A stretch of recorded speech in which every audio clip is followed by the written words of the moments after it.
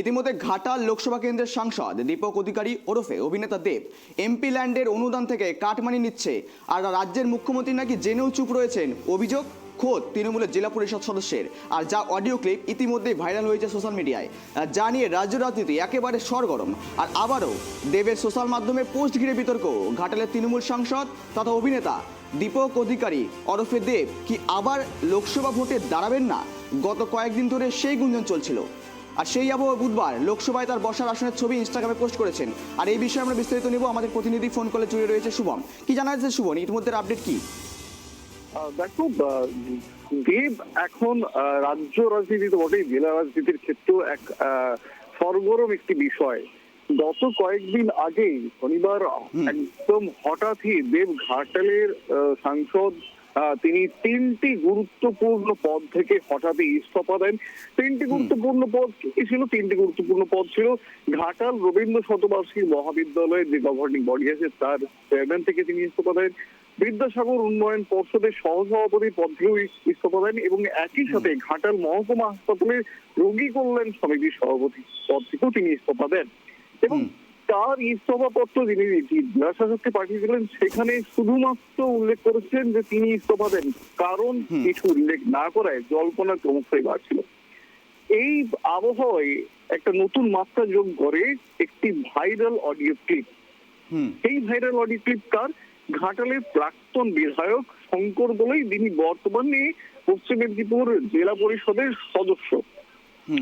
তিনি তাকে শোনা যাচ্ছে সেই অডিও ক্লিপে, যদিও এই অডিও ক্লিপের সত্যতা ট্রাইব টিভি যাচাই করেন, সেখানে শোনা যাচ্ছে শঙ্কর বাবু বলছেন যে দেব এমপি ল্যান্ডের যে অনুদান সেখান থেকে 30% কাট মানি, আমি আবার রিপিট করছি, তিনি বলছেন এমপি ল্যান্ডের যে অনুদান সেখান থেকে 30% কাট মানি তিনি চাইছেন শঙ্কর দোলাইয়ের কাছে।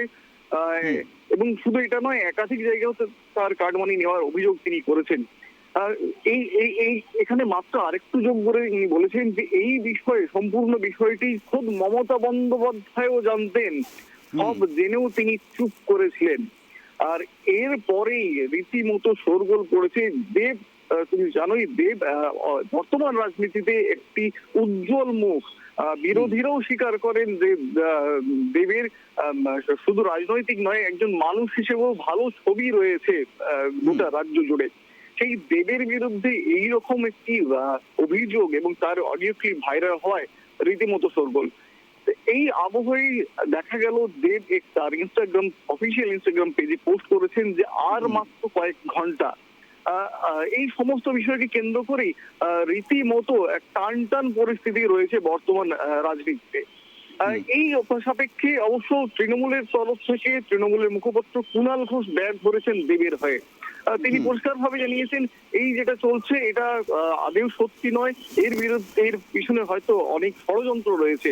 কিন্তু ঘাটালের যিনি বিধায়ক, বর্তমান বিধায়ক বিজেপি শীতল কুমার, তিনি পরিষ্কারভাবে বলছেন যে এই অভিযোগ আজকের নয়, আমরা দীর্ঘদিন ধরে করে এসেছি। এটা দলীয় তরফেই সেটা প্রকাশ্যে এলো। এরকম একাধিক নেতার বিরুদ্ধে কাটমানির অভিযোগ আমরা তুলেছিলাম, যেটা মান্যতা ক্রমশ তৃণমূল নিজেই দিচ্ছে। তো শুভ, একটি প্রশ্ন তোমার কাছে রাখতে চাইবো। মমতা ব্যানার্জি খুদ বলেছেন যেখানে দেব তাদের দলের সম্পদ, অর্থাৎ সেই তার মন্তব্যের পর থেকে ইতিমধ্যে দেখা যাচ্ছে দেবকে ঘিরে একটা বিতর্ক তৈরি হলো। তার মানে এই যে মমতা বন্দ্যোপাধ্যায়ের মন্তব্য, তারপরে কি বিতর্ক সৃষ্টি হয়েছে নাকি কোথাও চাপ সৃষ্টি করার চেষ্টা করা হচ্ছে দেবকে, কি জানা যাচ্ছে?